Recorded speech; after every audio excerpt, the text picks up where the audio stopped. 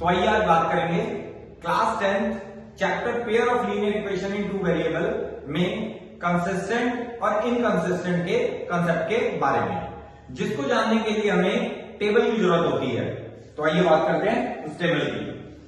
Table से पहले हमें दो इक्वेशन लेनी होती हैं, a1x plus b1y is equal to c1, a2x plus b2y equal to c2। अब एक टेबल बनाने जा रहा हूं। ये टेबल हर स्टूडेंट्स को प्रॉपर तरीके से पता होनी चाहिए, तभी वो, जैसे इसके अंदर क्वेश्चन आता है solve the equation that means find the value of x और वाई। जब एक्स और वाई की वैल्यू निकालनी होती है हमें, तो उसके अंदर हमें कुछ चीजों को जज करना पड़ता है पहले। इसके लिए मैं तीन इक्वेशन जनरेट करूंगा, a1 upon a2 equal to b1 upon b2, a1 upon a2 equal to b1 upon b2 equal to c1 upon c2 is not equal to, लगाएंगे यहां पे a1 upon a2 equal to b1 upon b2 equal to c1 upon c2, कहीं कोई cut नहीं है यहां पे।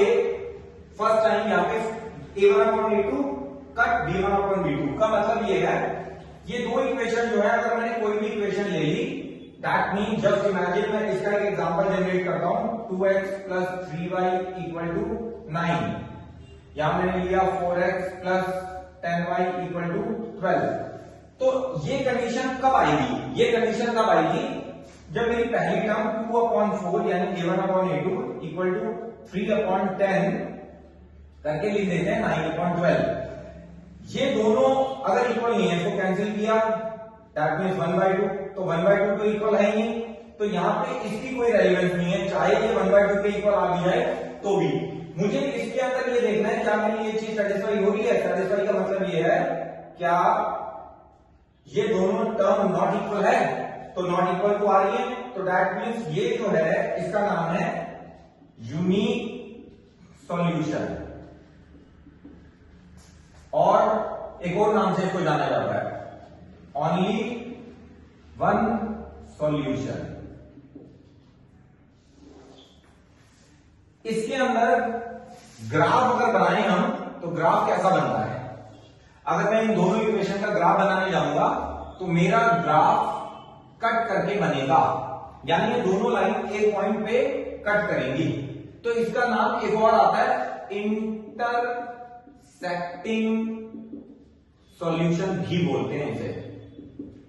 क्यों बोलते हैं? क्योंकि जो इसका ग्राफ है वो कट करता है, किसी भी क्वाड्रेंट में कैसे भी कट करेगा, दोनों लाइन कट करेंगी और ये कॉमन पॉइंट आ जाएगा।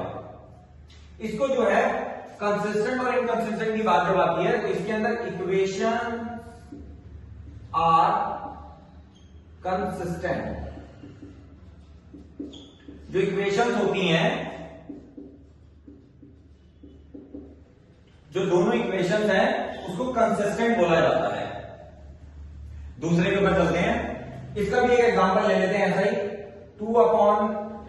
2x plus 3y equal to 9, 4x plus 6y equal to 10। जब इसको मैं इस फॉर्म में लिखूंगा 2/4, 3/6, 9/10, तो मैंने इसको कैंसिल आउट करके देखा, इट्स 1/2, 1/2, यानी ये दोनों टर्म इक्वल आ गई, ये इक्वल नहीं आई, तो इस सॉल्यूशन का नाम होता है नो सॉल्यूशन। और अगर इन दोनों इक्वेशन का मैं यहां ग्राफ बनाऊंगा, तो जो मेरा ग्राफ बनेगा उसके अंदर ये दोनों लाइनें पैरेलल आएंगी, तो इसको बोलते हैं पैरेलल सॉल्यूशन। और जो इक्वेशंस होती हैं, इक्वेशन आर इनकंसिस्टेंट। थर्ड, जब तीनों ही इक्वल हो जाते हैं, इक्वल कैसे होते हैं?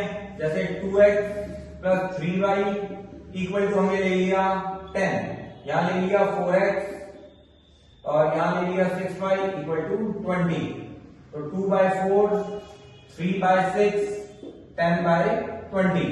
जब मैं इसको कैंसिल करूंगा तो तीनों इक्वल आएंगे, 1/2, 1/2 और अगेन 1/2। तो जब ये तीनों इक्वल आ जाते हैं तो इसे बोलते हैं इनफाइनाइट मैनी सॉल्यूशंस।